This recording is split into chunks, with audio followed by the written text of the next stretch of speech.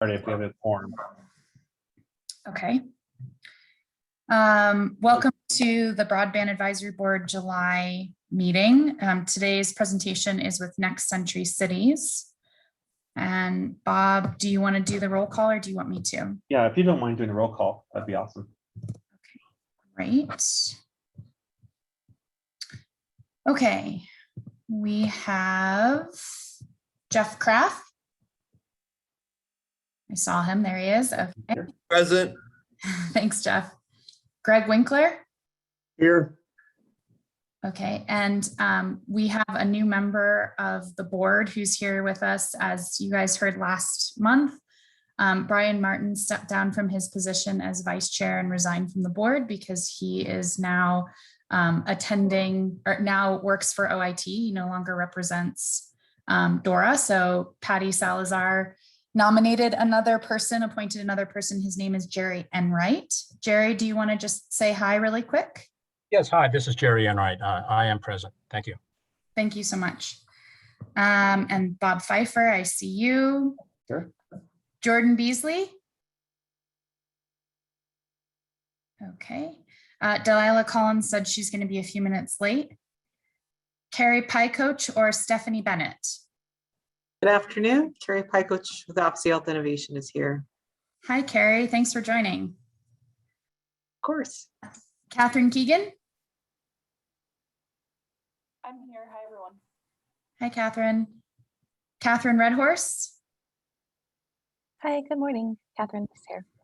Hi, Catherine. Thank you. Jennifer Lewis.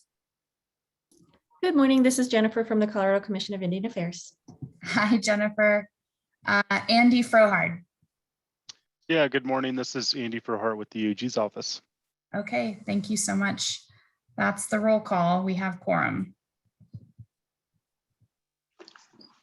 All right. The first, let's see, we welcome Jerry. So welcome, Jerry. Next up is we do need to look, because of the changes, we do need to ask for nominations for vice chair. I do have a nomination I'd like to offer, but I'll call for any nominations on from the board before I throw one out. Well, I would like to nominate Greg Winkler.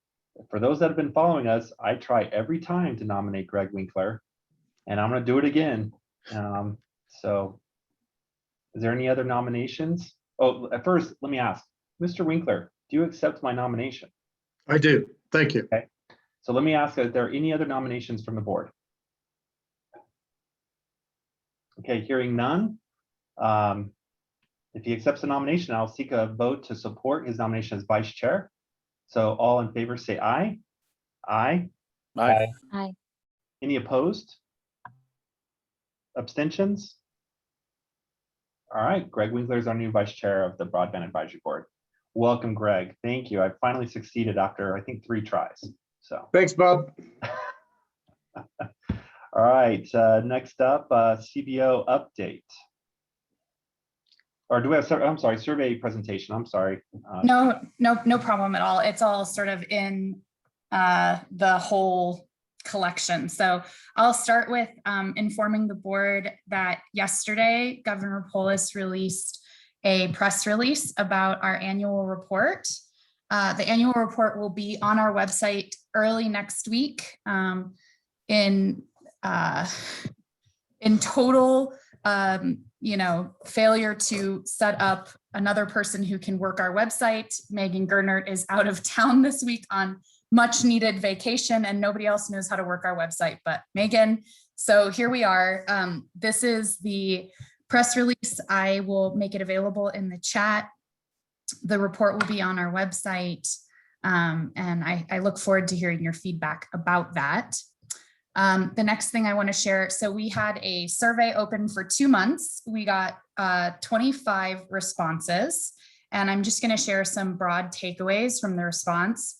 Also, we will be reworking the survey so that it'll be up on our website permanently so that you have an opportunity to provide feedback whenever the mood strikes you. It is anonymous and will remain anonymous, so please feel free to be honest. So here is our takeaways. So these were the top concerns. Number one was board composition. There's a desire for voices from outside of state government and the Front Range. There's some concerns around how robust the details are provided in advance of the meetings, and creating some more room for open discussion. So board, we can have some conversations about this next session regarding some of these changes. Interest in having local and regional successes and challenges shared at board meetings. I'm very happy to announce that the next Century City presentation will include a lot of local and regional successes today, so it'll be very exciting. And then the last piece was stakeholder education, just having an opportunity to educate and inspire action for people, everyone across the state that's touched by broadband. A little bit broader on some of these subjects. Overall, 1/4 of the people who responded were dissatisfied or very dissatisfied about the composition of the board. So board, we will have some conversations about that. And then also some concerns, as I said, about the availability of details in advance of the meeting. Everything except for the presentations are going to be available before the meeting. They're usually available by the time our news alert goes out, which is the agenda. The agenda does change from time to time, but any information that we have available before the meeting is made available on our website.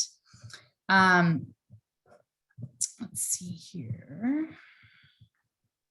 Okay, so the last piece of that is the composition of the board. So board, we can have a discussion about that next session. And then additionally, any changes for voting or non-voting members is under the purview of the CIO of OIT. So any recommendations that we make will go up to Tony Neal Graves. My final thing is we have a data collection for our broadband mapping process underway. The final date to submit data is September 3rd. You should be receiving phone calls from the lovely CBO team. We're trying a new process for outreach and education around the data calls. We have split up all of the providers and are trying to educate everyone on some new legislation, which Kate has spoken about in the past. And we're trying to set up meetings to share that information. So please continue to be partners and participants in this process with us. And also please do provide feedback if this process is could have some tweaks. And then our Lunch and Learn series is on federal funding. So Theresa is going to give us a brief takeaway for today. And if you want more information, we'll be doing a Lunch and Learn on 7/27 at noon. And then the very last thing is the CBO team will be presenting and speaking at Mountain Connect, which is August 9th through the 11th in Keystone. And we will be speaking on the first day, which is August 9th at 3:30, talking about the CBO and the future of broadband as the CBO works through that process with stakeholders. That's it for me, Bob. Thank you. Thanks, Sarah. I didn't get the invite to the Mount Connect, but I will be there too. Okay, I'm good. gonna go crash your party. Okay, come on. Yep. So thank you very much. We did set aside, moving right along, 20 minutes for public comment. Those are public comment not on the agenda. I don't have the real verbiage, so I'm gonna go back by memory. That are not set onto this agenda. We've set 3 minutes aside for each person who would like to speak to the board. Do we have anyone who's interested in speaking on any topics not set on the agenda? I don't see any. You can put a chat in or raise your hand. Okay. All right, we'll do one more call out at the end. So we'll move right along into 5 minutes for policy stakeholder update from Kate Sneed. You're up. Thanks, Bob. Yep. Hi, everyone. This is Kate Sneed, the Legislative Liaison for Office of Information Technology. as last session or last month, we reviewed all the legislative happenings from this past session. And the way we reached a lot of consensus on a lot of that work was through this ongoing policy stakeholder conversation. So our works on that is continuing, but is kind of restarting up now that we took a little break. So this Thursday will be the beginning of those policy conversations for the next 6 months or so before the next legislative session. We are going to start by talking about easement and right-of-way conversation, and have identified that we will also talk about the speed requirements for speed definition for the state, the underserved population, and then of course, because there's a lot that's still happening at the federal level with federal dollars through the ARPA program and potentially the infrastructure bill, a lot will continue to happen and be in conversation around that, and in partnership with the governor's office. There will be, or there's supposed to be, an economic recovery task force for the 1.8 billion set aside from the legislator this year. There's 3 task force. They've announced and kind of moved forward on 2 of the task force, the housing and the mental health task force. The economic recovery one no information has been published or made available to myself or the public on that group, but through my stakeholder updates and emails, I will continue to inform you when that information is available and what that process will be like to participate in conversations with the legislator around using some of that 1.8 that the legislator set aside for next year's legislative session, how we can try and encourage some of that to also go through this board or through the broadband office, or different avenues to increase broadband deployment. I'll put my information in the chat. If you're not part of the stakeholder email or process already and you'd like to join, all you just need to do is send me an email and I will make sure and add you to our distribution list for that. And I think that is all I have at this point, Sarah. Thank you. Thanks, Kate. Any questions for Kate? Progress. All right. Next up, we have Theresa Ferguson to talk about the federal funding updates and answer any questions we may have. So Theresa, it's all you. Thanks, Bob. Sarah, can you allow me to share screen, please?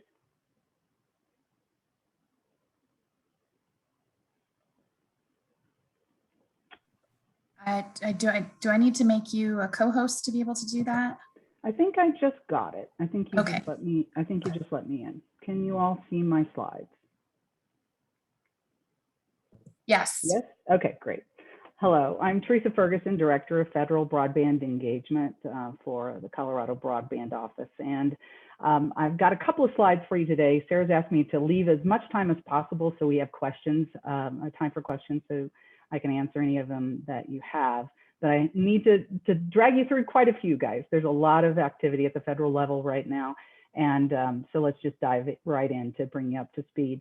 The Emergency Broadband Benefit Program is the $3.2 billion program that I know we've talked a lot about. It's that temporary discount off of, of non-tribal and tribal home access to broadband, $50 a month for non-tribal and $75 a month for tribal households that qualify. It also has a $100 discount for connectivity for a device for an eligible household. Since May 12th, 3.7 million eligible households have enrolled, 3.6 million non-tribal households, and about 89,000 tribal households. There's a new tool for you to check in and see what's going on with the EBB program. It's called the EBB Tracker. It's published by the Universal Service Administrative Company. And since May, EBB claims by providers for monthly service benefit was approximately 35 million. and they requested reimbursement for devices of about $312,000, which means there's a remaining balance in the EBB program of about $3.1 billion. Now, what that is indicating, though, with the number of folks that are enrolling, is only 1 in 12 households so far that are eligible have actually signed up for the program.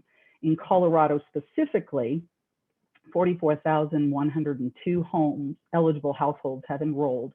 That represents only a 9% enrollment of the eligible households in the state of Colorado.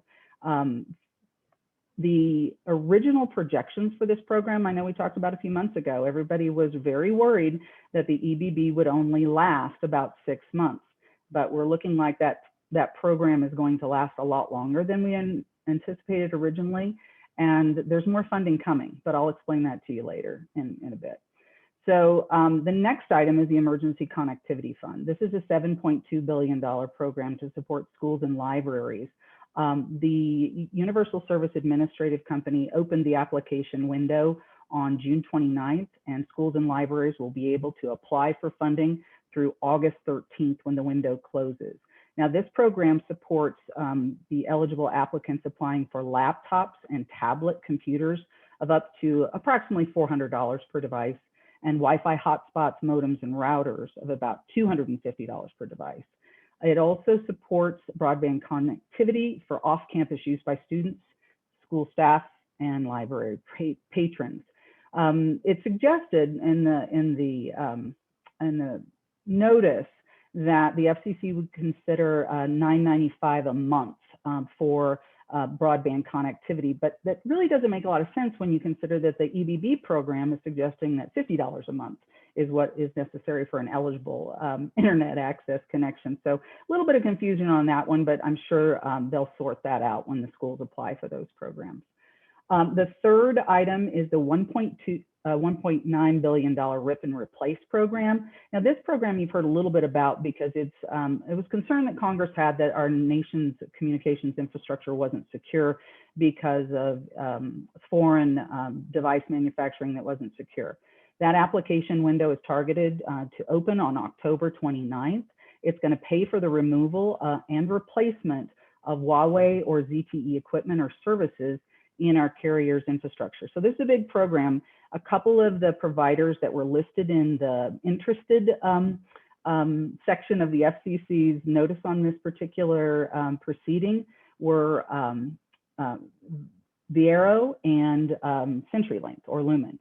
And so each of those carriers may receive quite a bit of funding to take out this type of equipment and replace it with more secure infrastructure. So the next agency I want to walk you through their program is the NTIA's Broadband Infrastructure Program.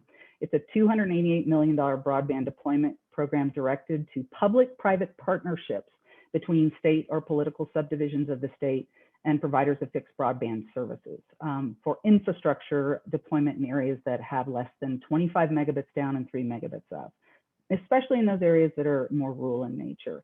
The notice of funding opportunity was published on May the 19th, and applications are due August the 17th. So that's the one that's right here, right now. And a lot of our communities are working together with internet service providers in their areas to develop applications for that program. We would please, please, please reach out to the CBO if your community is intending to file an application in this program, because we can work with you to get a letter of support from the governor's office. And we also need to help you identify through you looking at the NBAM program, the National Broadband Availability Map, to help you sort out the areas that are going to be eligible to receive funding for this program. So please don't wait till August the 15th to reach out to the CBO to get a letter of support from the governor or a proposed funding service area, check mark from the CBO. Please start working with us at least 2 weeks in advance of that filing deadline. We do anticipate that grant awards will be issued in the fall. The NTIA has issued a lot of resources on this program, guys. There's FAQs that they have out there. They have webinars and webinar recordings of previous programs they've hosted. The next webinars on this particular program are scheduled for August 4th and 5th. So I'll be on vacation, but I hope you enjoy those webinars. The next program that I want to walk you through is the Tribal Connectivity Fund. Now, this is a $1 billion program that's directed to tribal lands for deploying broadband in support of telehealth, distance learning, and really affordability and adoption. The notice of funding opportunity was published on June the 3rd for this particular program. Applications are due September 1st, and the grant awards are anticipated again later this fall. There's also additional resources on the NTIA's website, FAQs and recordings. The NTIA also issued a letter to tribal leaders giving them guidance on that particular program, and I would recommend you taking a look at that if you're interested in filing for this program. It is exclusive to tribal nations as defined by the federal regs.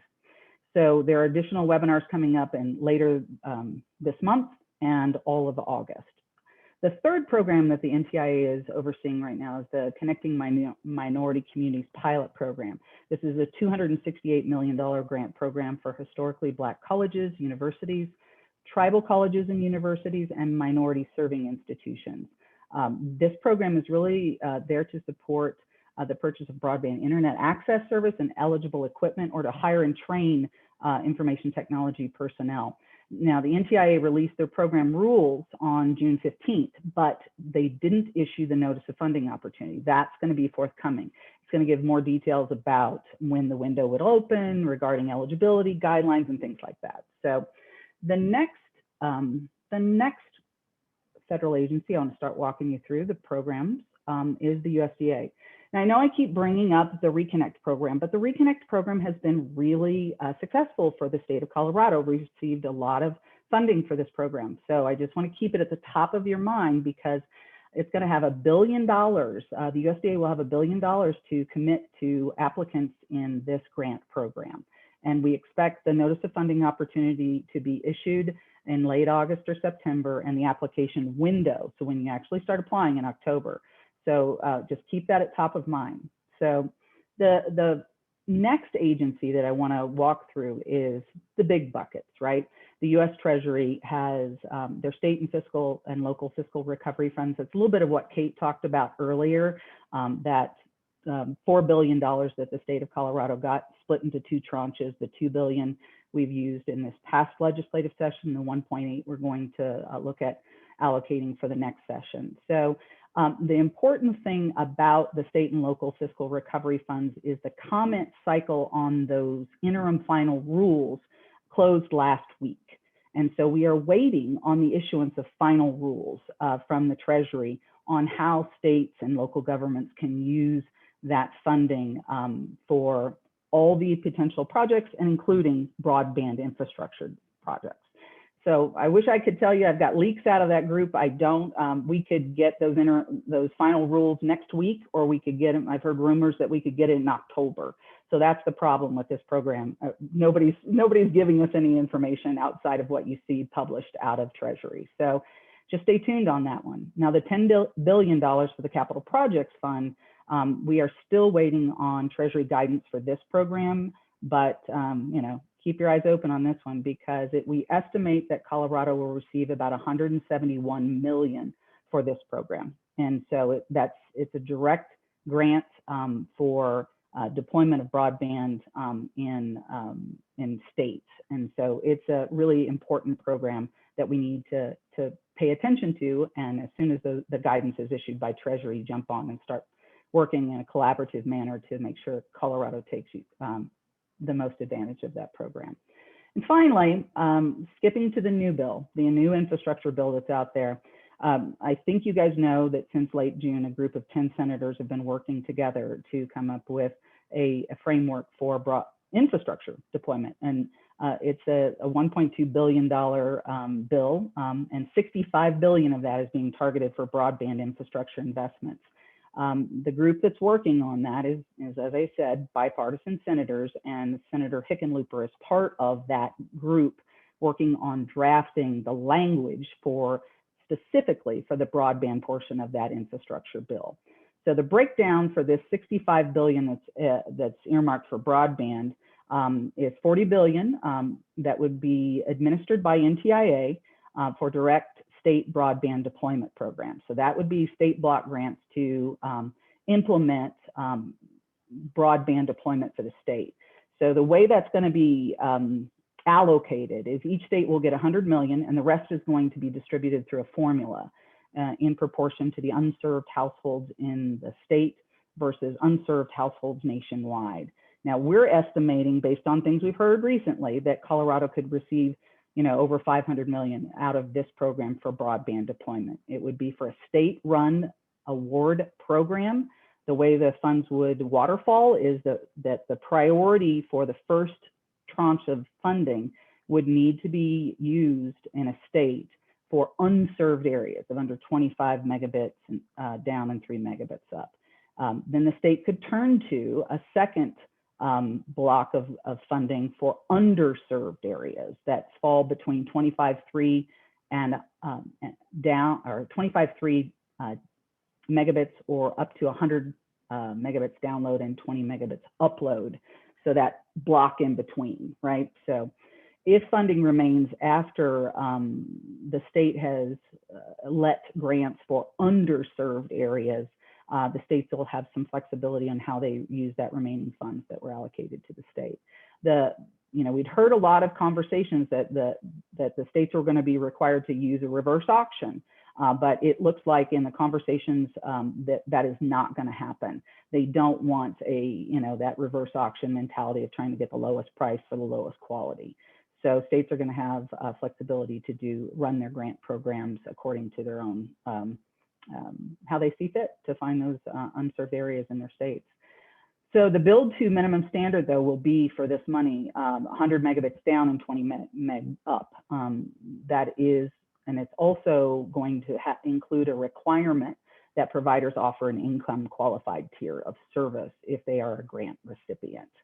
The next block of money would be $2 billion to the USDA for a supplement to the Reconnect program. And the USDA would be required to increase the areas that are eligible to those areas that have 25 megabits down and 3 megabits up. Previously, the USDA has used the 10 meg down and 3 meg up. Or no, 10.1, sorry, it is that old. So that standard will change in this next round of funding if this infrastructure bill is passed. And the minimum build out requirement for the USDA Reconnect program for this funding would be 100 meg down and 20 megs up. The NTIA will also receive another $2 billion for the Tribal Broadband Connectivity Fund to increase access and adoption. 12.75 has been earmarked for the FCC for affordability, for a supplemental funding for the Emergency Broadband Benefit Program. Keep note though that they're looking for ways to make the program more solvent so it can last longer. They may increase a higher qualifying threshold per household, or they may reduce the size of the subsidy. And so, more to be heard on that one. Also, 2.75 has been earmarked for NTIA for the implementation of the Digital Equity Act. This would fund state digital equity planning and skills training, improve online accessibility for individuals with disabilities, and provide rural communities with funding to identify and address areas that are in need of broadband support. This one I'm not as familiar with. They're looking at $2.5 billion for the tax financing for private activity bonds. Basically what this would be is providing support for state and local governments to issue tax-exempt bonds to finance rural broadband projects, including public-private partnerships. And so that one I don't know as much about. So if you have questions on rural financing in this one, I can't really help you. We'll have to dig into that together. The next item is $2 billion for a device voucher program. Now this is new. We haven't heard about this one before, but this would give $2 billion to the FCC to administer a program for low-income households to use up to 2 vouchers or $400 each to purchase connected devices. And then finally, we would be looking at 1.8 billion for middle mile. Greg, did that one get your attention? You probably saw that one right off the bat. The NTIA will administer a program if this bill is passed for a middle mile program in unserved and underserved areas. So good news for this. The package, the $65 billion package really spans the scope of infrastructure for last mile, middle mile, access, affordability. And I'm sure you guys have heard, though, the issue is the leadership is pushing for a vote on this bill tomorrow, and some of the members of the bipartisan working group don't like that. And so it's frustrating them. And so everybody's a little worried that this infrastructure bill may be in trouble. We'll see. You know how this works. So Sarah and Bob, that's my presentation and update on federal funding. I'd be happy to answer questions. Does the board have any questions for Theresa? Hearing none, I'll go ahead and ask the audience, anyone who's attended today's meeting, if you'd raise your hand, we'll have you ask your question to Theresa. Yes, Mark? Yeah, hi, Theresa. It's Mark Falfinger at Larimer County. Is any indication that they'll continue the guidance that we saw in the ARPA funds where they require wireline to be qualifying as under, if you don't have wireline service, it would qualify as underserved? Yeah, Mark, great question. We really don't expect any, major shifts coming out of the Treasury when they issue their final rules. And so, they were leading with their chin on this one. I think that's, the administration had mentioned they were really supportive of, that type of policy. And so we don't expect to see them pull back from that. Am I getting to your question there? We anticipate that they will use that and it will be codified in the final rules, and kind of expect to see it in the capital projects fund as well. Yeah, thank you. I was assuming that was taking a little bit of a leap of faith and hoping it was going to stick, because that obviously helps our situation quite a bit. Right. No, I think what the guidance we've heard, the little bit the Treasury has talked to us, right? So they give regular updates to the state broadband leadership network that is convened by the NTIA. And, they said, don't expect big changes, but look at all of those questions that they asked, from the interim final rule specific to broadband, and the FAQs, right? They've answered some, given some FAQs there too. If those hints do not lead me to believe they will shift off that policy. Did I put everybody else to sleep? I could ask another question. I could just be the Mark Falfinger Theresa show. Go for it, Mark. Yeah. I'd heard last meeting, or maybe in, I don't know, somewhere about potential money coming at the state level without federal strings attached. Is there any more information about that? Well, Mark, this is where I get to say, hey, Kate. So Kate Sneed is our legislative liaison and is definitely more dialed into what the legislators' minds are. So I'm not going to even, guess on that one. Kate, what do you think? I mean, with the monies that already went through, or future monies, just to clarify? I think I heard, was it 75 million already went through, but there's no structure around that? Is that my understanding? It did go through, but there's quite a bit of structure. So the legislative session, there's 75 million that is going to some different programs, 35 million to the Broadband Deployment Board, 5 million to DOLA for middle mile. There's 20 million, 10 each going to each tribal nation, and then 10 million going to telehealth access, device access, and then 5 million for a subsidy type program. So it's pretty laid out. I would say we as a state now, we couldn't really do a whole lot of work until those bills were signed and became law, and they became law.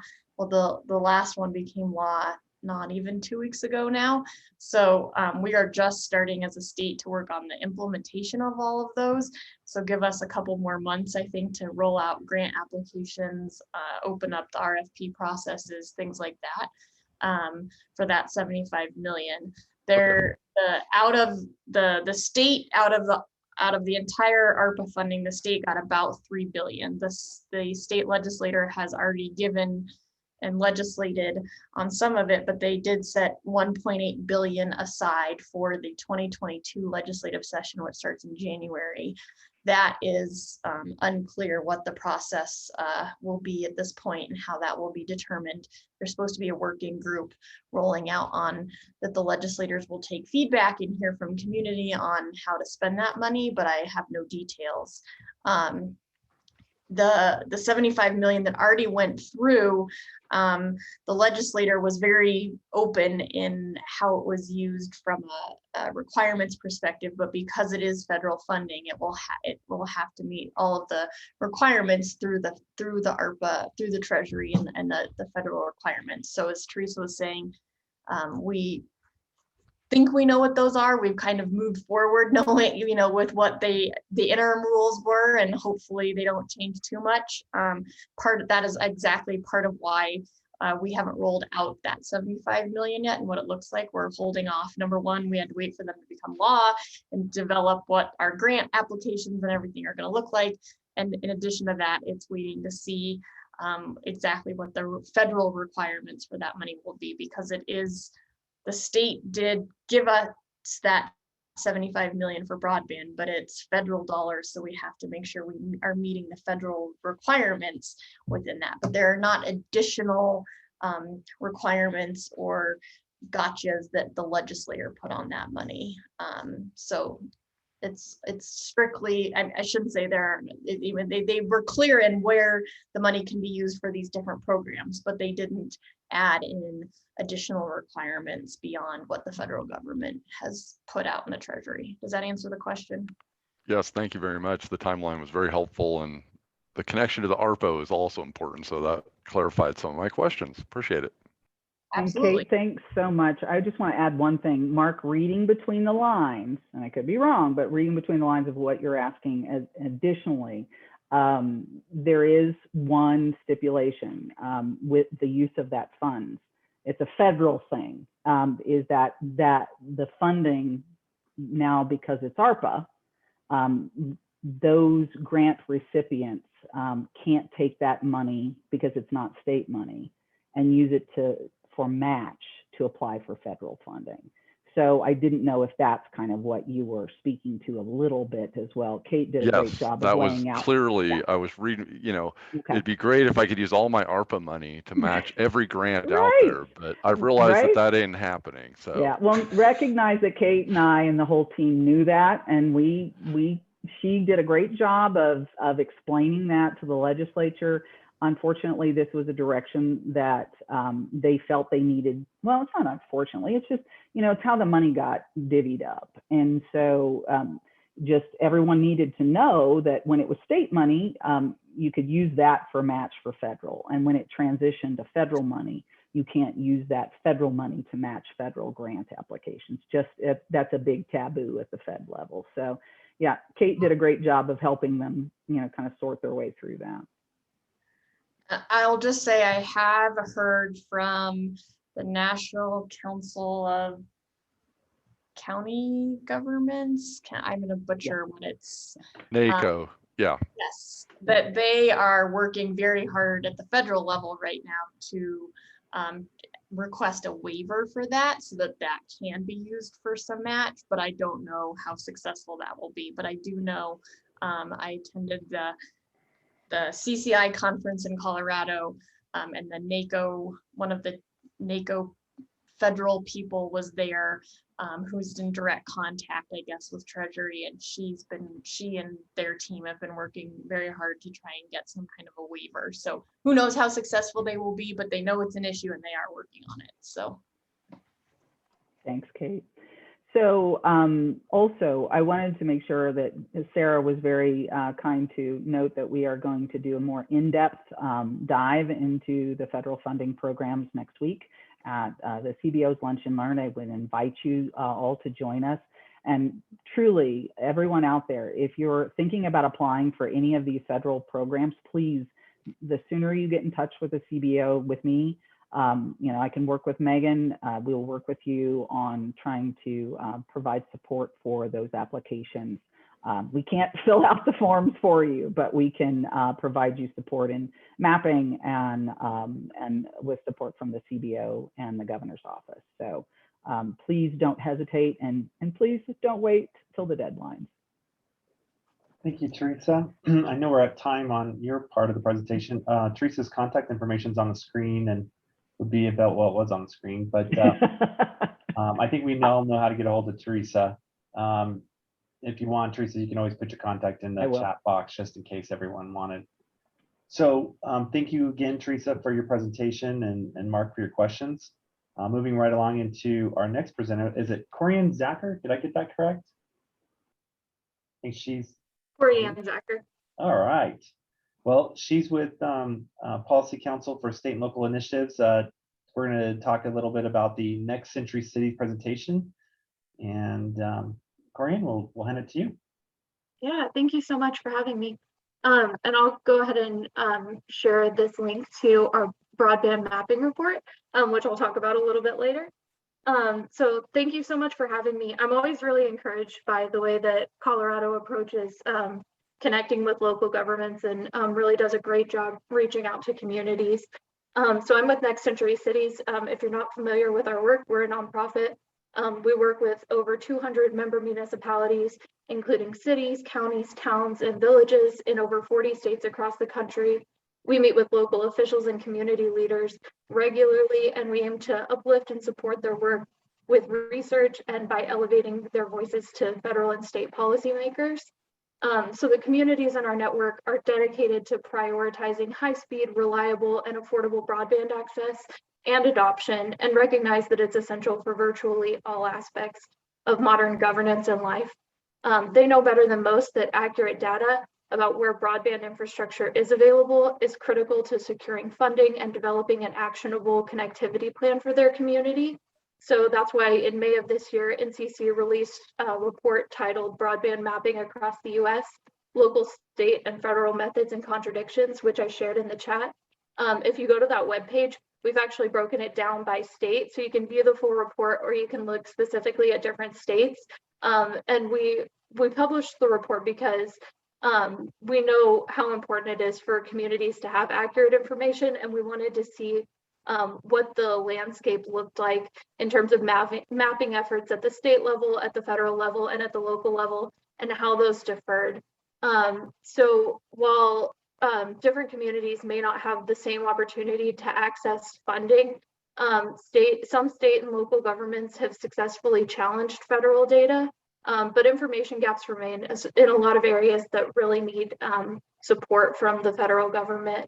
So for Colorado, we found that though the FCC shows that 97.2% of Coloradans had access to a fixed connection at minimum speeds, Broadband Now found that 3% of residents had access to a subscription that costs less than $60 a month.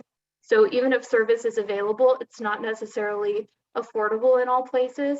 And the FCC maps really highlight that in rural Colorado, sorry, you can go to the next slide. In rural Colorado, about 86.4%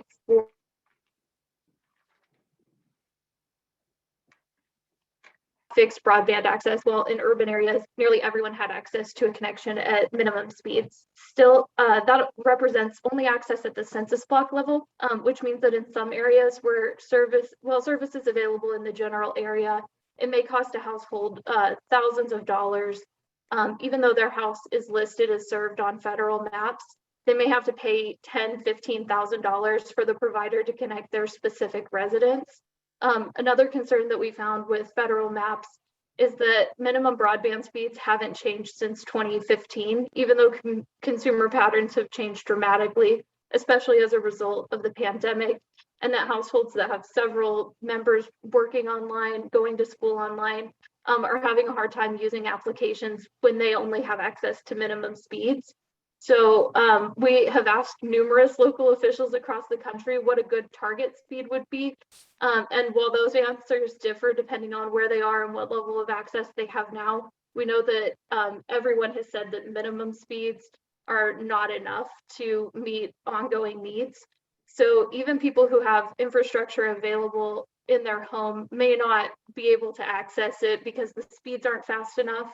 And while we chose not to include data about broadband adoption in the report, many local governments are collecting that information. And broadband adoption may mean that while infrastructure is available, the household doesn't have it because they can't afford it, because the service price is too high. There is a gap in access to devices, or there are gaps in computer skills. And local governments are beginning to address those concerns and looking at which of those concerns are affecting their residents and how they can best connect the people who remain disconnected. Since the FCC doesn't collect price information, there isn't good centralized information about what current prices are or what affordability would look like. But one thing that we hear over and over again from the communities we work with is that while there may be a good affordable level that is more competitive than what communities that only have one or two providers currently have, there are always going to be people who can't afford even a competitive rate, and there are always going to be people for whom broadband is never going to be affordable at all. But that doesn't diminish the importance of having the service.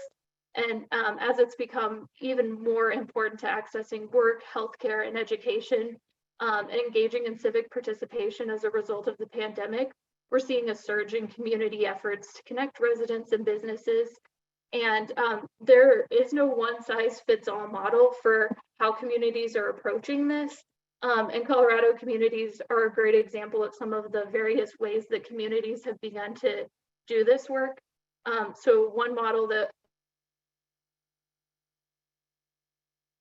broadband, and some providers offer middle mile networks and invite providers to actually provide service to residents, while others offer fiber to the home service. And what we've seen there is that municipal broadband providers offer more transparent prices.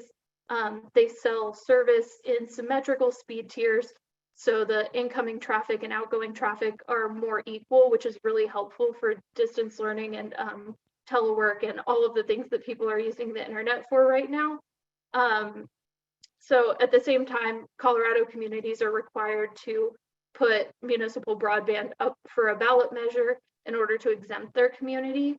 And last year we saw that over 75% of voters in Denver, Berthoud, and Inglewood supported exempting their city from the state's prohibition. And they joined at least 109 Colorado communities that have done the same in the past. So today, we are joined by 4 local officials from communities that are taking some of these steps to address persistent gaps in broadband access and adoption. Each of these communities has developed their own local approach to addressing the digital divide. And they're going to share a little bit about what that means to them and have the chance to tell their story. So we'll hold some time at the end for questions, but if you would like to put questions in the chat, we can raise those at the end. And today's speakers include Mark Pfaffinger, who you already heard from a little bit, who's the Chief Information Officer for Larimer County, Richard Holt, who's the City Councilor and Fiber Commission Chair for the City of Centennial, Shannon Haynes, who is the Assistant Town Manager for the Town of Breckenridge, and Chad Krager, who's the Director of Broadband for the City of Fort Collins. So they'll each share a little bit about what their community is doing. And with that, I'll hand it over to Mark to kick us off. Thank you. Well, thank you very much, Corianne. Again, I'm Mark Pfaffinger, the Chief Information Officer for Larimer County. I'm also been championing a lot of the broadband efforts. Just, I guess it sticks because it kind of looks like IT. I think it's also really important to our community and a lot of the issues that we're seeing in terms of digital equity divide between our municipal government and the unincorporated areas of Larimer County. So we'll just kind of keep rolling along here. What should I do? Next slide, is that the right term? So just the county's been at this for a while. If you keep scrolling down a little, a core tenet of ours is really that broadband is a critical part of our community infrastructure. It impacts a lot of things from economy to safety, well-being, education. We're feeling the pinch of this quite a bit more and more during COVID.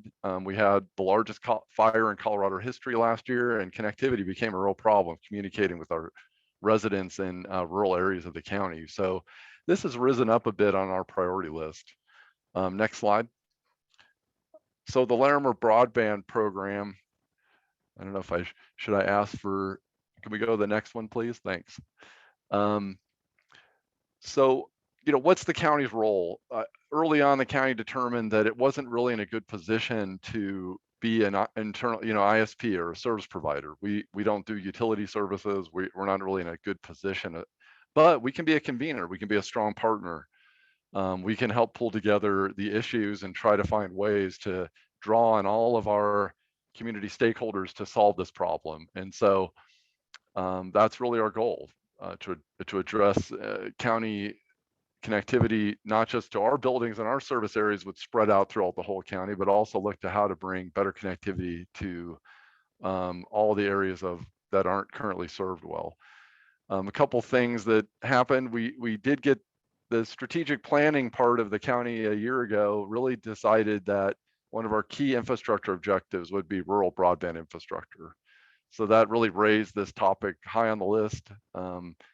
And our goal really was to be grant ready. So we've obtained some CARES Act funding and different resources to continue our work on this, which I'll talk more about. But one of those key areas is really to get grant ready engineering estimates to continue building out broadband, and actually preferably fiber to the premise projects throughout all of Larimer County.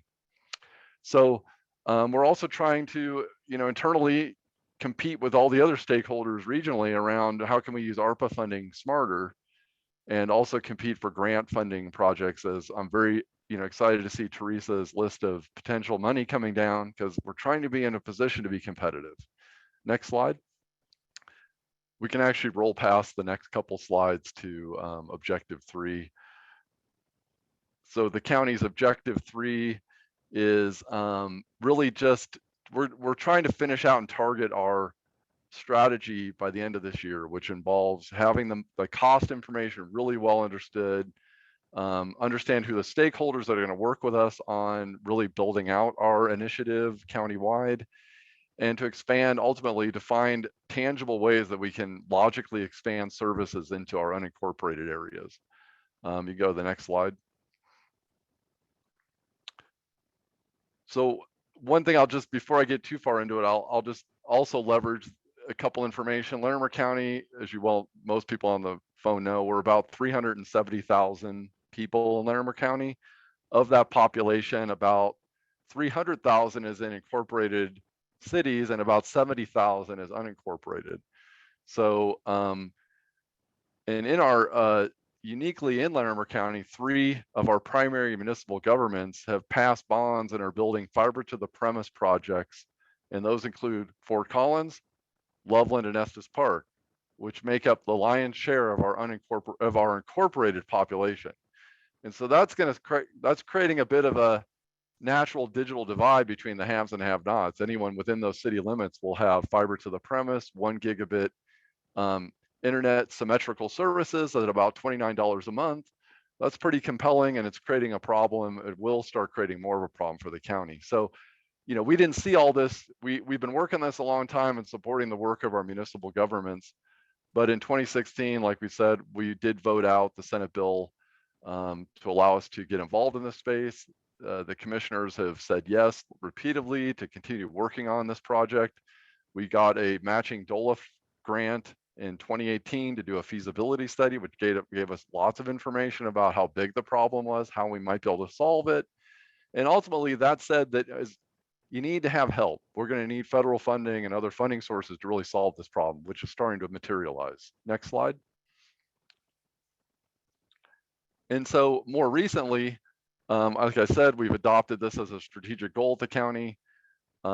We also felt that the information we're getting data, some of the information at the state's pretty good, that the federal information on speed test data wasn't very good. So we worked and partnered with Our IT department, we got a lot of guidance from the state broadband office, and we kicked off our own countywide speed test where we got over 3,500 unique records on speed test data for residents. And so that helped us kind of push back a little bit on the current census block information for grant proposals that we might write. And so we continue to target neighborhoods and areas where we need additional data, but it really helped bolster, I think, our position in order to compete for money. We also, during COVID, we did some short-term partnerships to try to expand some Wi-Fi point-to-point programs. And then recently, the county approved the expansion of Loveland's Pulse broadband network into unincorporated Larimer County through the help of a Thompson School grant, state grant, to help connect students to learning. And so that will actually build out one of a key fairly large mobile home park north of Loveland in unincorporated Larimer County, and the city and surrounding community of Drake, which is on your way up to Estes Park through the Big Thompson Canyon.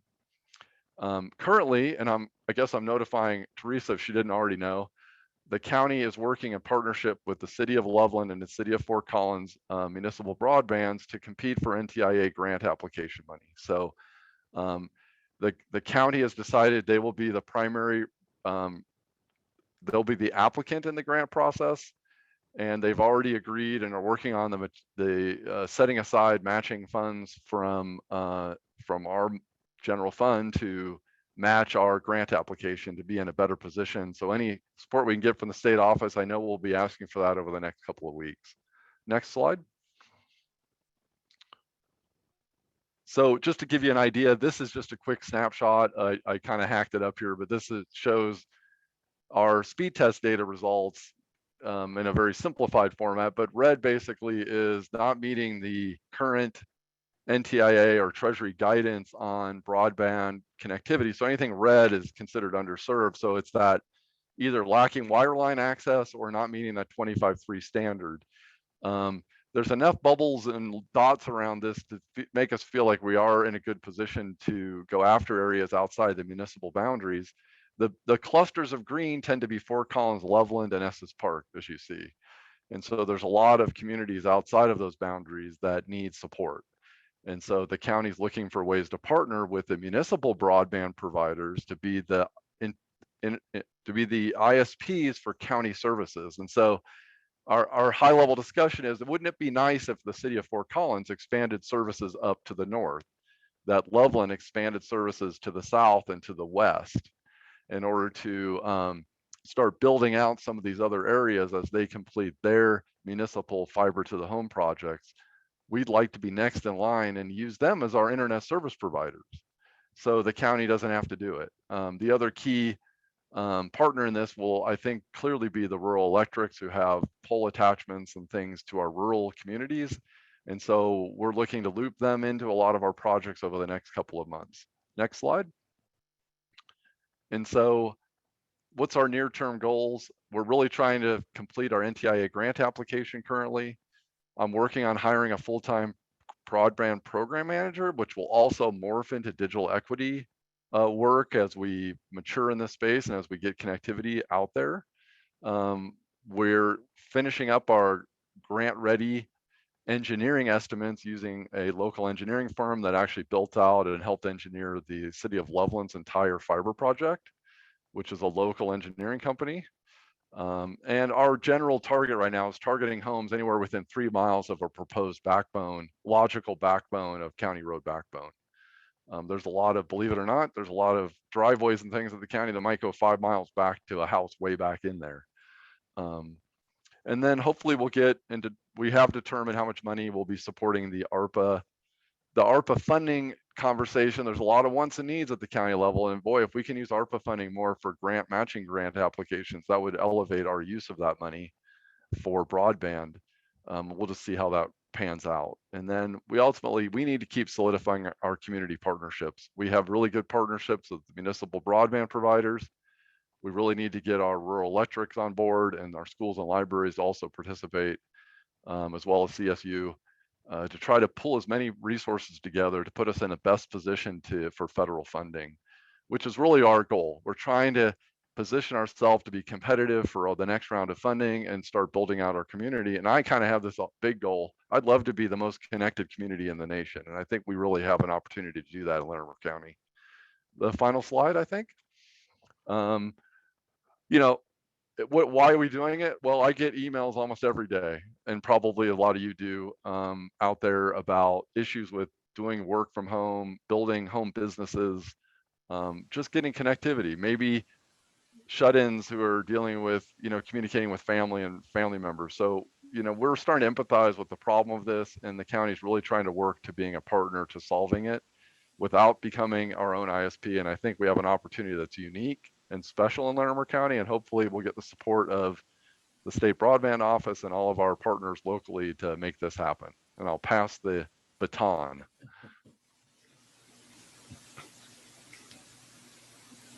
Very good. Well, it looks like the baton has been passed to me. So thank you, Mark. Very informative presentation. But hi, everybody. My name is Richard Holt. I am a city council member for the city of Centennial, and I am also the chair of the Fiber Commission. Next slide, please.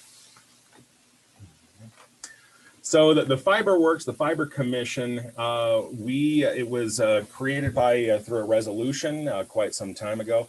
And it is our mission for stewardship and guidance and growing the fiber network that is underneath Centennial's feet. Along with myself, we have both elected officials and citizens on the commission.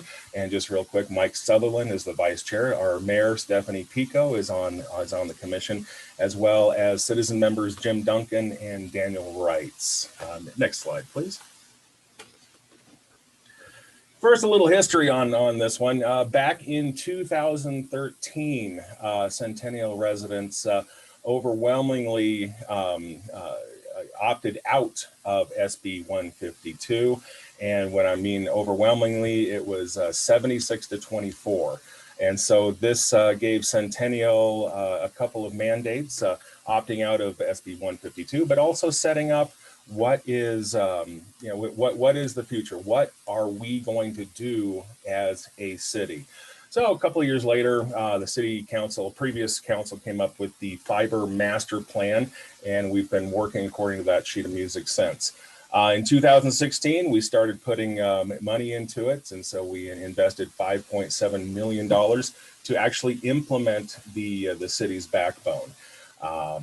The city's backbone consisted of 50 miles for 3 rings, 432 strands of fiber. I've been told that this is considered carrier grade, which sounds pretty good.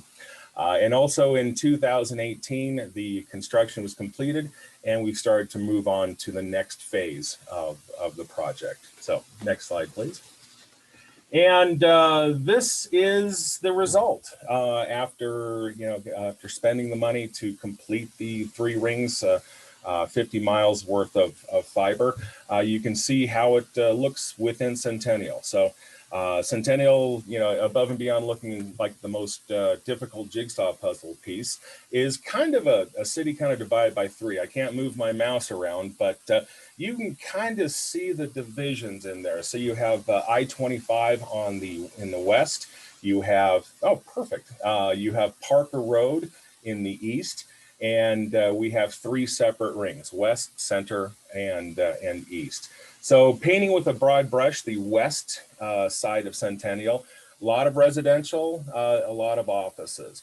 On the east side, a lot of residential, but right in the middle there, mostly light industrial. We do have homes there for sure, but predominantly light industrial. And even right in the middle, you can kind of see that vertical stripe right there. That's Centennial Airport right there. So, so for a population of 113,000, we are, we've got a lot of fiber under our feet here. So next slide, please. And so what we ended up with, because back then, City Council was presented with various options. One is absolutely do nothing, and going all the way to fiber to the home. So what we ended up with, spending the $5 million, we ended up with kind of the middle mile dark fiber network model. And so with that, it's kind of like in the movie Field of Dreams. If you build it, they will come, and they are starting to come with the next phase of our project right here. The construction of it was actually pretty interesting too. So during construction, every entity that wanted to dig into Centennials right away, we had the option to say, hey, before you close everything up, let us do our thing. Let us spend some incremental money to lay down the conduit. And so even though we had a lot of conduit to lay down in the beginning, this allowed us to kind of connect the dots as far as the network was concerned. So once we have that, the network all complete, then we've got the uses for it. So one of them is our Intelligent Transportation System, or ITS. And it started off, internally, just very small. We ended up, after a few years, we started a kind of a pilot program, partnering with Greenwood Village and Lone Tree to connect Yosemite, the north-south stretch in Yosemite. Pretty successful. It's still very preliminary, but very successful. So much so that we're expanding this ITS to hook on to pretty much every stoplight in Centennial, center, west, and east as well. But we're also expanding our fiber backbone to those stoplights as well. So some very promising things just starting, just as we're starting to light these things up. Next slide, please. And so, following the if you build it, they will come model, we have partners or users on our dark fiber. They've agreed to lease X amount of strands, pay us a dark fiber lease, and start with their with their operations. And you can see right there the various entities that we have that we are working with, or that we have leased fiber to. Ting is a great example of this. Let's see, if you kind of remember T1 lines, you might remember a company called Two Cows, and Two Cows is actually the owners of Ting, and Ting is providing a gig to the home, and so it's been a good partnership so far.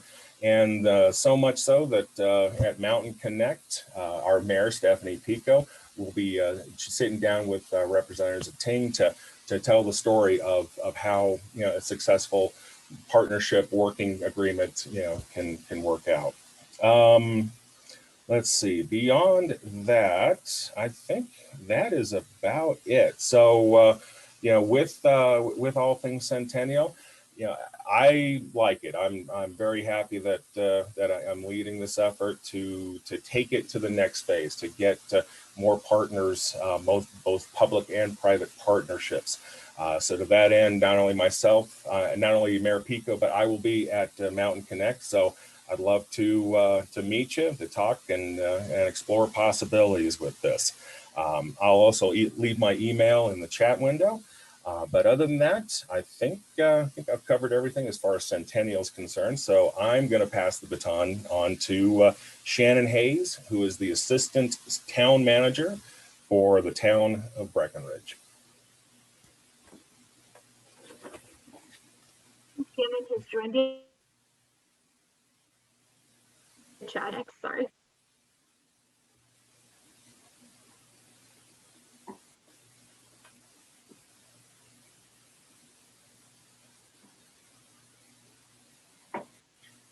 Yeah, it looks like I'm going to be going next. I think Shannon is unable to join quite yet. So very good. Yeah, thanks a lot. Thanks for that presentation about Centennial. And so I'm going to talk a little bit about City of Fort Collins, and this is Connection, which is our broadband network. And so if you want to go to the next slide, please. So this is sort of our timeline. Like everyone, there's a whole journey. And, in 2014, it's kind of like, I feel like what Starbucks did for coffee is kind of what Google did for broadband. And, that's when Google came out and they were gonna, pick the towns, and they did, but that started to create excitement. And so in 2015, like everyone else here, overwhelmingly, Fort Collins passed Senate Bill 152 at 83%. And then from that point on, they had a journey by looking at studies. What do we need to do? You know, in 2016, I believe Mark mentioned that Larimer County, of which we're a proud partner of, they also passed Senate Bill 152, which our residents were part of that as well. And then 2017, we actually, if you look there in November, the city passed a ballot measure allowing us to bond up to $150 million, and that passed by 57%. So essentially there were 3 separate votes for this. And then in 2018 is when we basically put an RFP on the street to do a design build project. If you can scroll down just a little bit, it'll show exactly kind of some more about our schedule. And so, you know, we were planning it out, doing everything regarding the actual project. And then in 2019, it started. So to give a little background, this is to provide broadband fiber at 1 gig symmetrical to every resident in Fort Collins. And that's about 77,000 premises, 165,000 people approximately, and about 60 square miles, just to understand the, you know, the size of this build and where Fort Collins sits and things. And so if you go to the next slide, this is our overall where we are right now. And so, you know, the top and the middle line represent our contractor, which is AEG. The dashed line in the middle is where we are. And then the orange on the bottom is, you know, once we're done with construction is when people can sign up for service. So we had our first customer towards the end of 2019, and people will continue to sign up. And so, you know, this is what's being messaged to the public. We're actually doing very well, and we may end up adjusting this schedule to the public in the future, but things are going well with our overall project, and we're very excited about it. And so if you go to the next slide,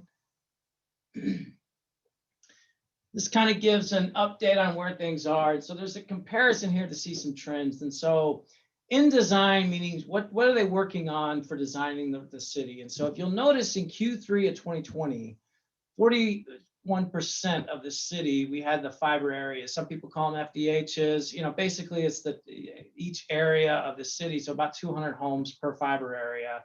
And there's almost 360 of those. So 41% were under design, and now only 18%. And that's good because you want to get them out of design and go to construction. And so under construction is about the same. About 40% of the city is currently under construction.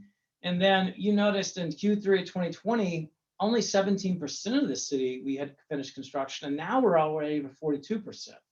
And so on the right is really, it's a map, and this is available on our website. When you first go to our Fort Collins Connection website, that shows our build progress. And this is updated weekly, real time.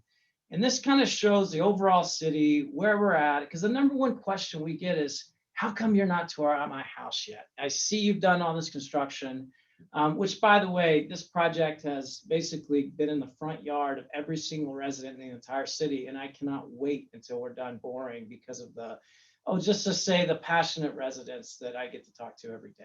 And so saying that, this map was put together just to show where are we. In addition to this map, we also have on our website where you can type in your address, and it'll actually show you under design or construction, or if you're complete and ready to go.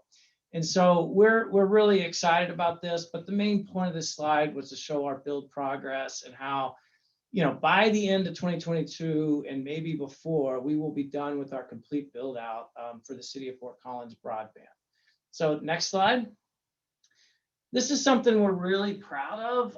This is the digital equity aspect. And so the way that we've approached this is called a PILOT, or payment in lieu of taxes.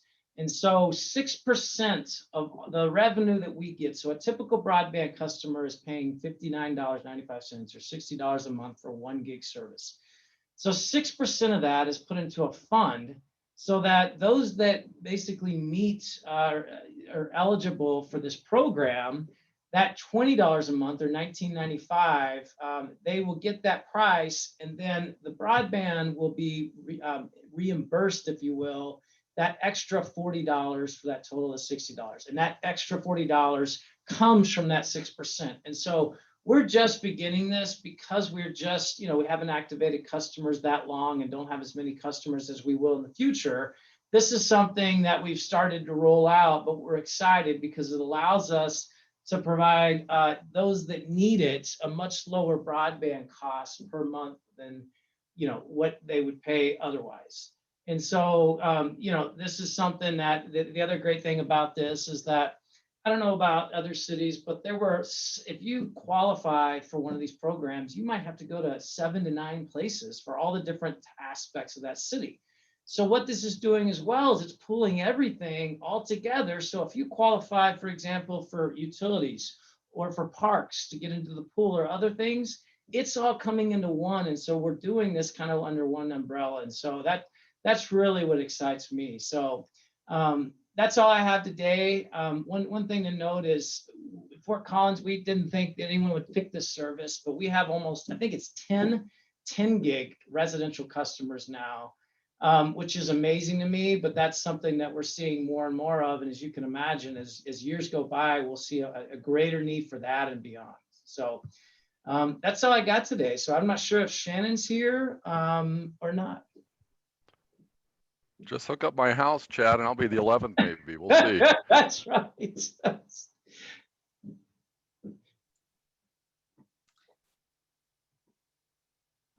This is Shannon. I am here. Thank you all for your patience and for asking the town of Breck to give an overview of our system today.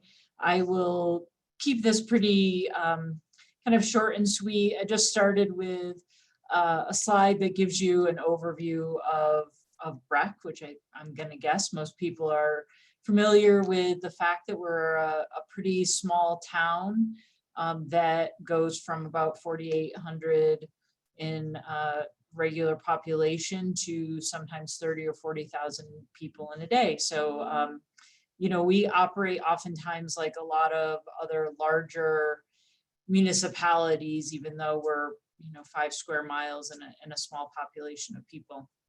I thought it was important just to provide a few of the council's main 4 goals, and these are something that staff works to try to achieve every day, and is incorporated into everything we do.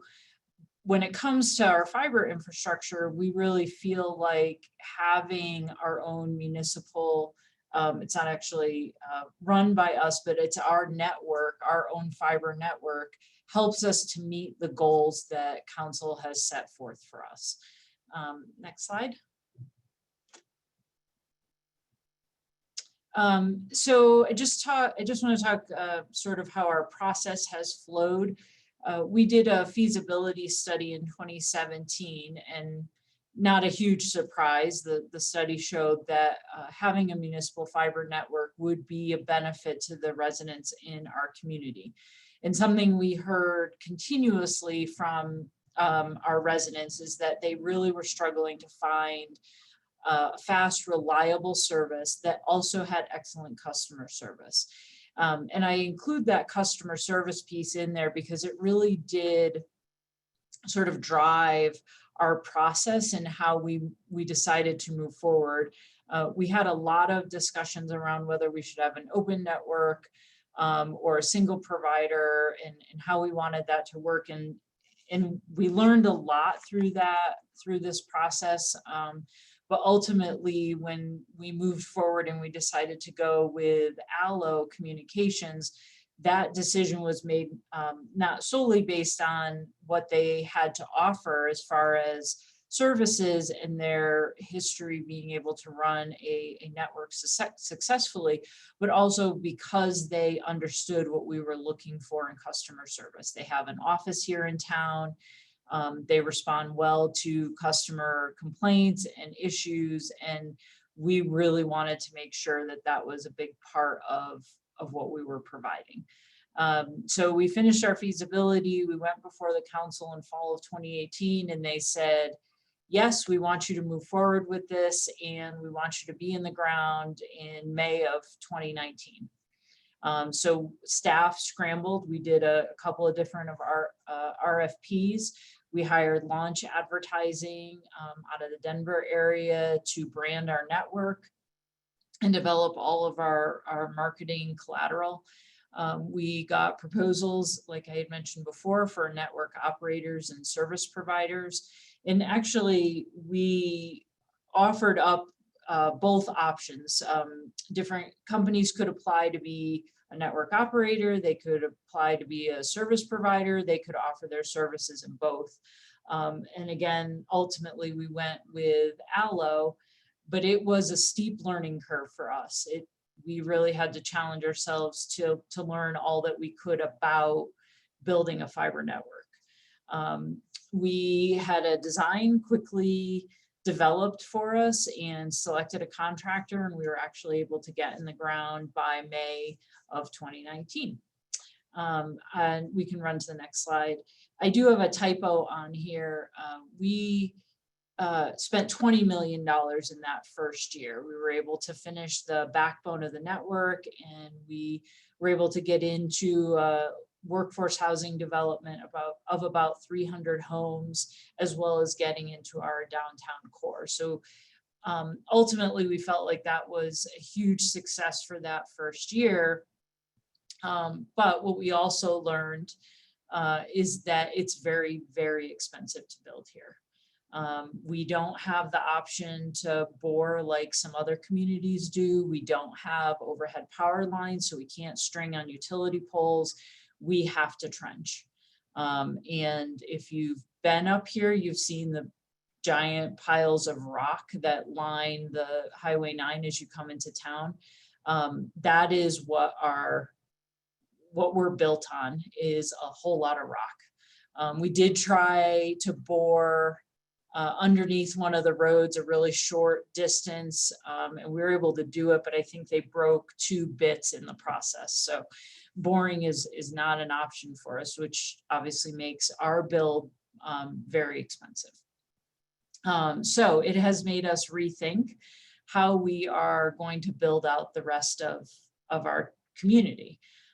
We cannot, Breckenridge is in a really good place financially, but we can't spend the amount of money it would take for us to trench all through town. So we're looking for all kinds of alternatives and ways we can do this more efficiently.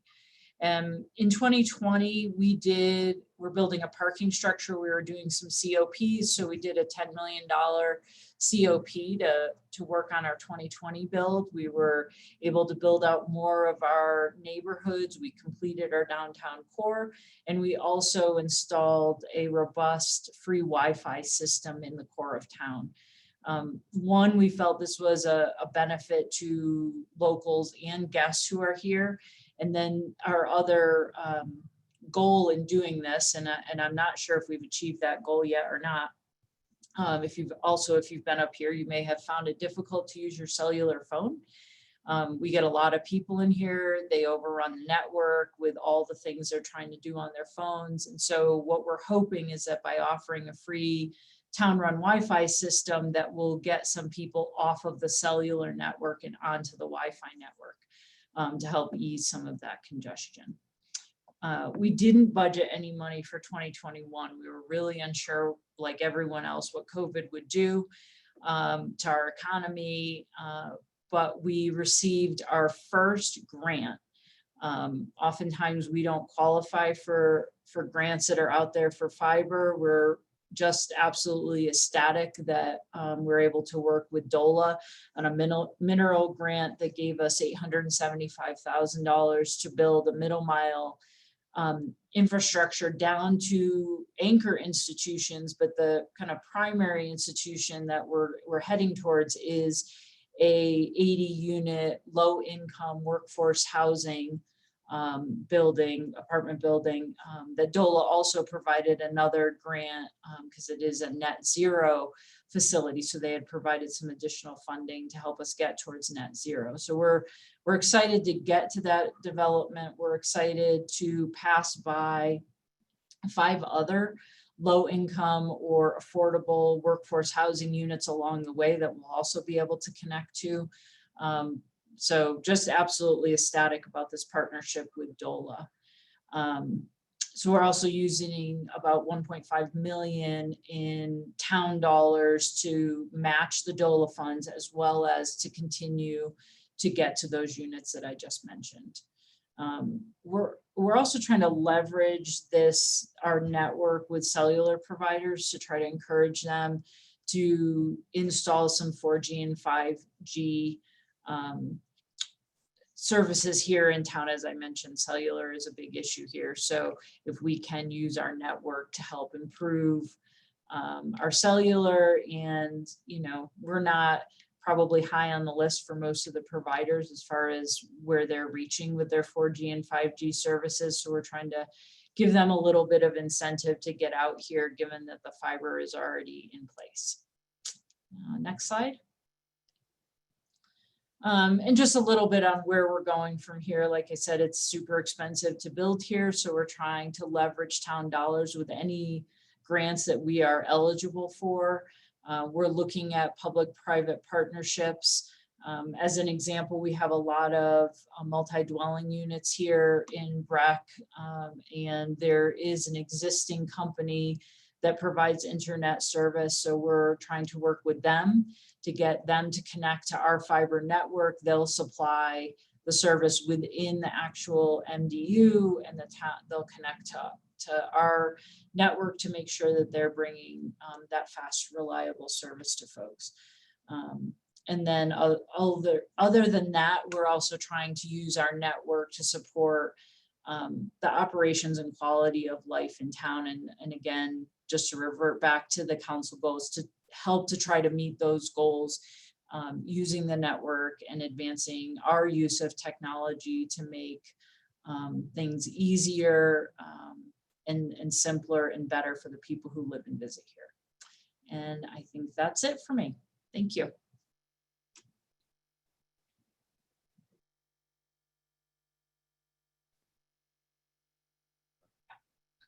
All right, is that it, Corian? Any questions from the board for the presenters? Yeah, Bob, it's Antonio. Not necessarily a question, but a comment for everybody. So the Triple P public-private partnership in Colorado also needs to be a public-public partnership, because as I go around the state and go to different counties, some of the counties aren't as evolved as many of you who just presented.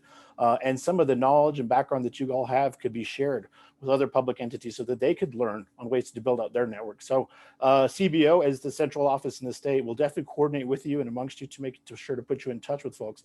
But please be willing to offer some of that advice to some of these lesser developed counties, lower footed counties, because we're all trying to build out networks here too. So these are really great presentations, but you are all some of the best communities that we highlight as examples for them to follow. So we really appreciate that. And just please continue to think of public-public partnerships as well. Thank you. Yeah, thank you, Antonio. And maybe some education. Actually, I think both Centennial and Fort Collins CDOT works with to give fiber to them, or lease them fiber to close some of the rings and some of their gaps. So, that's been a good thing. In fact, I think just this week we're talking to Fort Collins to get them to the Wyoming border. In light of the conversations we've had here at the state in regards to underserved in Larimer County, that was actually a recent conversation. We are trying to figure out some fiber to free up, but those public partnerships are critical. And that's not just from county to city, but state to the county, or state with the city, or even with PSAPs. You have to realize, even with the public safety side, we should always look for those partnerships to help out as well. So creating more resilient communities. All right, any questions from the board? Any other questions? Seeing none, I will actually ask if there's anyone from the public that would like to ask any questions. We got, I think, a few minutes. I hope, Sarah. I wasn't watching. All right, thank you, Sarah. Any questions? Please raise your hand. Craig, go ahead. Yep. Hey, this is Craig. A question for Fort Collins. So this is probably for Mark. Are you working with the RDOF winners who won the gig tier kind of out west of you, like Connect Everyone or the rural co-ops for that fiber expansion? Is that part of the plan? And then second question for you, but for anyone really, are you taking advantage of a joint trench when there's new construction in your footprint? Thank you.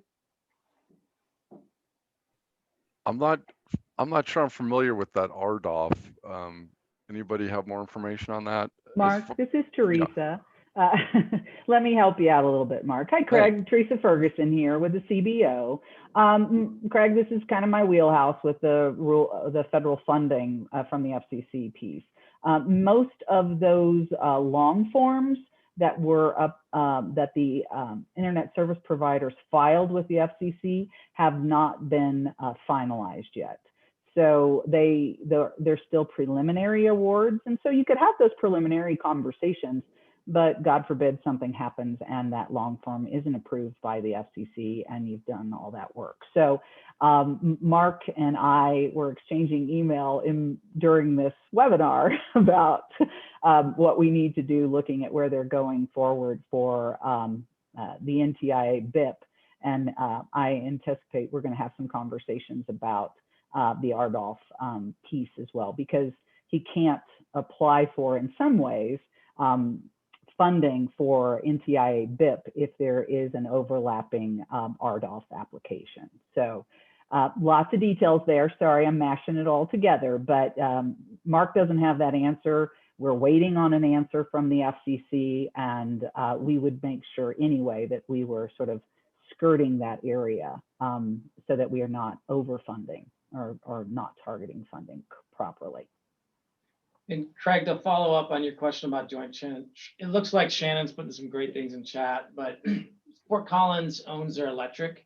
And so when we are putting in a new development and that power is going in, we are putting in all of the infrastructure for broadband, including empty conduit to every single home, so that we're not tearing up brand new landscaping once folks are signing up. The great news is that with new development we've seen lately, there has not been any of the incumbents that are even going in those trenches. And I'm not sure the reason for that, but you can see that that turns into some basically 100% take rate. So we're excited about that.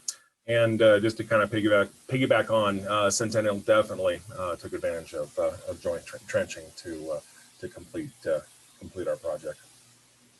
I think in addition, we're trying to understand as many projects and partners as we can do. As we go into the rural areas, the rural electric providers have been connecting their substations and things with fiber. So we're trying to make sure we leverage those already existing projects and potentially federal dollars that have been obtained to do those grants to ensure that we build out as smartly as possible. Great, thank you. Thank you for the questions. Any other comments or questions? Seeing none, I would like to thank our guests today in presenting and sharing your successes. I don't know if I've met all of you, but I've met some of your staff and your teams, and I will tell you it's very impressive what your communities are doing, and solving some of the problems in your communities is awesome. And broadband in this day and age is a driver in all levels, including economic as well as education and health and everything else now that we've learned. And I'm glad that you are all pushing forward. And there's a lot of other success stories, so we hope we continue to see those and hear those on this advisory meeting. Okay, thank you again. Definitely thank you for the opportunity for us to speak and to tell our stories. So greatly appreciated. Thank you, Councilmember Holt. Appreciate that. Sarah, do we have any other business we need to discuss, or are we good? There was just one additional question from Andrea M. It looks like it's a question specifically about RDOF.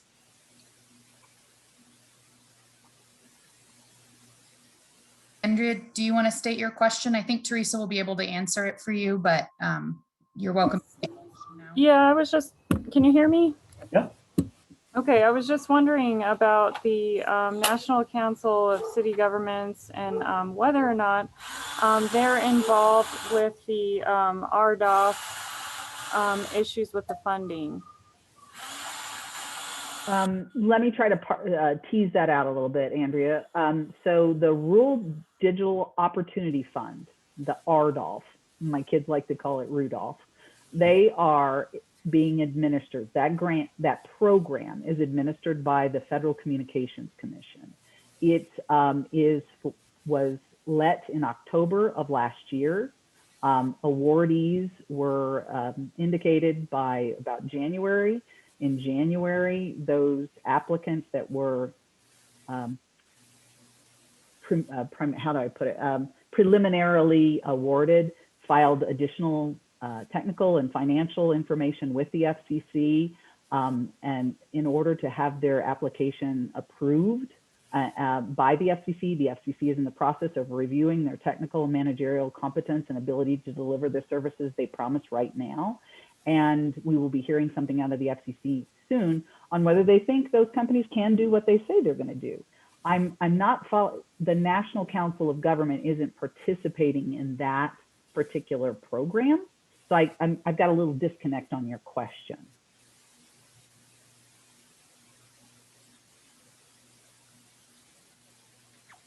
I was just wondering, because earlier in the talks, there was some stuff that was trying to be ironed out on the waiver for match dollars. And I just wondered if that was a part of it. Gotcha. Oh, there you go. No, these are very different funds. So the match dollars, the ARPA funding, that's separate funding coming directly from Congress. The Rural Digital Opportunity Fund, or RDOF, is a program that the Federal Communications Commission already had appropriated funding for that program to connect homes. Great, thank you. Thank you for the question, Andrea. Thank you, Theresa. Any other questions that I may have missed? All right. Well, our next meeting is, I don't have it in front of me. I think it's August. Sarah, do you have that in front of you? I have too many screens going. It's August 17th. Theresa, I think our next meeting is going to be on something that you're working on. We'll wait to release that information until later. It will be in the news alert, but it's going to be really exciting. I'll just say really quickly, Bob, I've gotten some questions today about the $75 million that have been appropriated in House Bill 21-1289. And that process is underway. We will make an effort to continually update this group on how the Colorado Broadband Office and the Broadband Deployment Board is working with that money, especially as it pertains to some of the non-voting members on this board. So please bear with us. As Theresa stated earlier, the Treasury has not released the final ruling. So we are waiting for that, and we are also working through the processes internally to make sure that we are doing this correctly. So we appreciate your patience. And as always, please feel free to reach out to us if you have any questions. Good catch, Sarah. Thanks for sharing that. That's important information. And obviously, we're all interested in that progress. So again, thank you, Sarah. Alrighty, folks, we will see everyone next month. Again, same bat channel, same bat time. So for those that are a lot older, I think you all caught what I was saying. Have a great day, and thank you very much for joining today. Bye-bye. Bye-bye.